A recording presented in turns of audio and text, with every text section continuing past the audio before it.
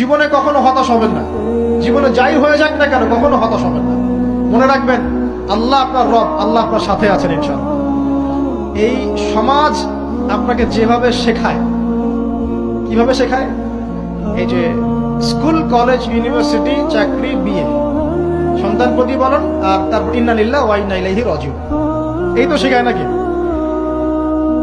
সবসময় মনে রাখবেন যে আল্লাহ রাব্বুল আলামিনের পরিকল্পনাই আপনার উপরে সবচেয়ে বেশি অগ্রাধিকার যোগ্য, সমাজের পরিকল্পনা নয়। পরিবার আপনাকে চাপ দিচ্ছে, চাকরি পাস না, পড়াশোনা করিস না, হ্যাঁ পড়াশোনায় কেন তুই 80 নাম্বার পাইলি না, কেন চান্স পেলি না, কবে চাকরি পাবি, কবে আমাদেরকে দেখবি, খাওয়াবি, পড়াবি, এই যে চাপগুলো চারপাশ থেকে আসে কিনা, এতে করে অনেক যুবক দেখা যায় মাদকাসক্ত হয়, অনেকে দেখা যায় আত্মহত্যা করছে, ইদানিং করছে কিনা ভাই? এই শব্দটা থেকে আমি এই পয়েন্টটা আজকে লিখেছিলাম যে ভুলেও আল্লাহর প্রতি বিশ্বাস এবং তাওয়াক্কুল হারাবেন না। সমাজ যেভাবে শেখায়, সমাজ চারপাশে যে চাপ আপনাকে দিচ্ছে, এই চাপে নিজে গা ভাসিয়ে দিবেন না।